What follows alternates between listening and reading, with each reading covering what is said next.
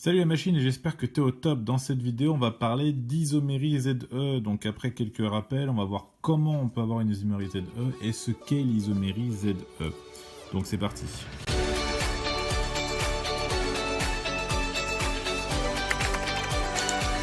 Alors avant de parler d'isomérie ZE, il est en fait super important de rappeler ce que sont des isomères. Les isomères, vous les avez vus en seconde.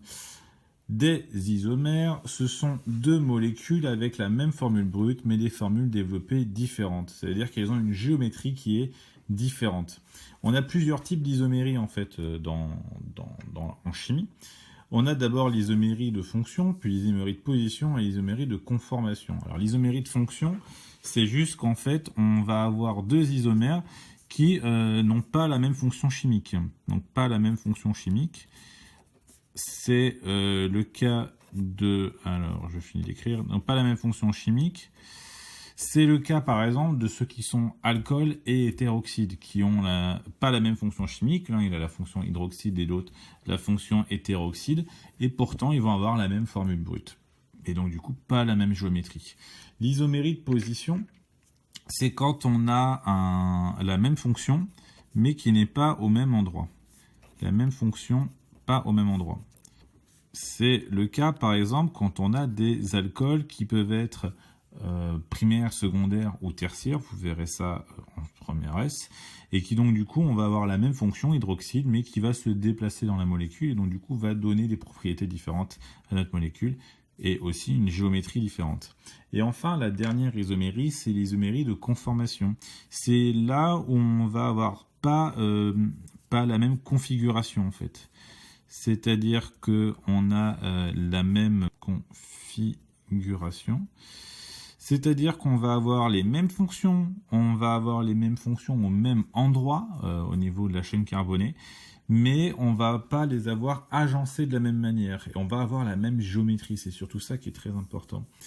Et donc nous, on va parler de ce dernier type donc d'isomérie. Et c'est le cas avec l'isomérie ZE. Donc l'isomérie ZE, c'est une isomérie de conformation, comme je viens de le dire, et elle nécessite la présence d'une liaison double entre deux carbones, c'est-à-dire qu'on va avoir donc un carbone relié à un autre carbone en liaison double. Si vous avez fait la géométrie des molécules, en fait, on se retrouve avec une molécule qui est plane. Cette molécule étant plane, on peut la tourner dans un sens ou dans l'autre, c'est un plan. Donc il n'y a plus de possibilité de tourner les atomes entre eux. Donc cette molécule plane, en plus, elle a une forme double triangulaire, puisqu'on va se retrouver avec cette liaison double, et puis ensuite deux triangles qui vont apparaître de chaque côté. Eh bien, cette liaison, donc, elle est figée. C'est-à-dire qu'on ne peut pas la faire tourner. Contrairement à la liaison simple qu'il peut y avoir entre deux carbones, elle va pouvoir tourner en fait dans tous les sens autour de cet axe de la liaison. Et donc du coup, on peut croire avoir des isomères. Là par exemple, ces deux molécules sont en fait la même. Ce ne sont pas des isomères. Dans un des deux cas, en effet, les NH2 paraissent en diagonale et de l'autre côté du même côté. Mais en fait, la liaison simple qui est entre les deux carbones, elle peut tourner. Et donc si elle peut tourner, que ce soit dans un sens ou dans l'autre, d'ailleurs elle tourne en fait en permanence, eh bien notre position du NH2 ne change rien en fait, totalement rien. Et alors que d'autres problèmes nous avec les liaisons doubles, c'est que c'est une molécule plane et que donc du coup cette liaison double, elle ne peut pas tourner sur elle-même, elle est fixe et donc du coup va créer différentes configurations. Et du coup parlons justement de ces isoméries Z et isoméries E. Alors, isomère Z et isomère E. Par exemple, on va prendre le but de N. Le but de N, donc, c'est une molécule. Alors, d'ailleurs, les isomères ZE sont des alcènes. Ça, c'est pour votre information personnelle, pour vous la raconter un peu. Alors, donc, le but de N, par exemple, donc c'est 4 carbones et 8 hydrogènes. On va retrouver la liaison double en deuxième liaison, d'où le 2 avant le N. Et on va avoir deux possibilités. Donc on peut centrer la chose sur ce carbone-carbone. Et puis on va mettre par exemple dans un cas les deux hydrogènes qui sont liés au carbone en haut, du même côté. Et dans l'autre cas, les deux groupes alkyles, donc CH3, qui sont en bas. Et l'autre cas possible, puisqu'on a dit que cette molécule pouvait tourner dans le plan, hein, donc elle tourne sur elle-même dans le plan, mais la liaison elle ne tourne pas, donc on peut avoir les deux CH3 qui sont en haut, et les deux H en dessous, hein. Ça ne change rien, ça sera la même.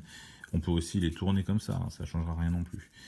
L'autre possibilité, c'est si on a toujours nos deux carbones liés par une liaison double, avoir les hydrogènes qui sont en diagonale, et les groupes CH3 qui, eux, sont donc du coup aussi en diagonale. Et là, si on tourne, on va se retrouver avec le CH3 ici qui va remonter là, mais ce CH3 qui va descendre en dessous. Donc on les aura toujours en diagonale, jamais sur la même ligne. Eh bien, l'isomère de gauche, c'est l'isomère Z. Z, ça vient en allemand de zusammen, qui veut dire ensemble. Et donc en effet, dans notre cas, ils sont ensemble, les hydrogènes sont du même côté des liaisons doubles et les carbones sont du même côté des liaisons doubles en dessous.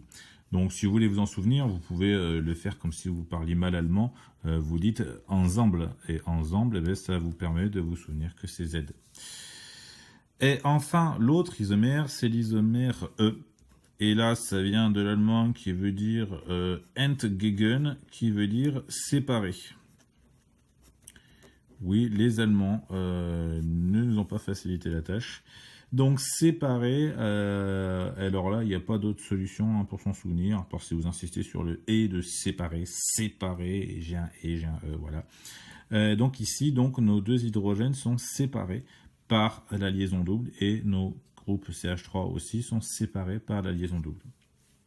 On a aussi un autre terme qui peut apparaître, que vous allez peut-être croiser, hein, ça dépend des gens. Z, ça correspond à l'isomère 6, tandis que E, ça correspond à l'isomère trans. Alors pour s'en souvenir, 6, c'est compliqué, mais trans, c'est pas mal, c'est-à-dire qu'on a transversé, on a traversé la liaison double pour avoir nos deux groupes qui ont la même tête. Donc on va se faire un exemple pour savoir les reconnaître. Donc là par exemple, je vous ai fait deux isomères. Alors ils sont pas isomères l'un de l'autre, hein, loin de là. Mais celui-ci par exemple, il peut avoir un autre qui serait l'isomère E. Donc ici par exemple c'est l'isomère Z. Hein. Ça je me suis spoilé moi-même. Et si on veut faire le E correspondant, on fait une double liaison C. Et puis nos deux H, on les sépare. Voilà. On en met un en bas, voilà, j'ai fait à peu près. Et puis ici, on met le groupe OH, et puis ici, on met le groupe CH2 avec H3C au bout. Donc ça, c'est le Z, et ça serait le E qui correspond. Tandis que de l'autre côté, on voit nos deux H qui sont en diagonale. Donc ça, c'est l'isomère E, ou trans. Et si on veut faire le Z qui correspond, on recommence la molécule. On met tout le monde du même côté tant qu'ils se ressemblent. Et puis on met de la même manière donc nos deux hydrogènes, puisqu'ils se ressemblent énormément, du même côté. Et ça serait l'isomère Z. Alors il est possible de transformer un isomère Z en isomère E, et l'inverse, hein, un isomère E en isomère Z, par photoisomérisation. Alors c'est un mot assez compliqué. Dedans on a photo et isomérisation. Alors isomérisation, ça veut dire qu'on a transformé un isomère, et photo, ça vient de lumière. Donc en fait, ce qu'on fait, c'est qu'on utilise de la lumière. Cette lumière va casser la moitié de la liaison double, donc va la transformer en liaison simple. L'énergie apportée va faire tourner la molécule, et puis ensuite, l'énergie n'étant plus maintenue, la liaison double va se reformer, et nous avoir transformé un isomère Z en isomère E. Et c'est ce qui se passe dans nos yeux en permanence avec les molécules qu'on a donc dans la rétine qui, elles, selon la couleur reçue, vont passer de Z à E et de E à Z et envoyer un signal électrique au cerveau. Ça, c'était pour l'information culturelle. Donc voilà pour l'isomérie ZE en première S et on se retrouve bientôt.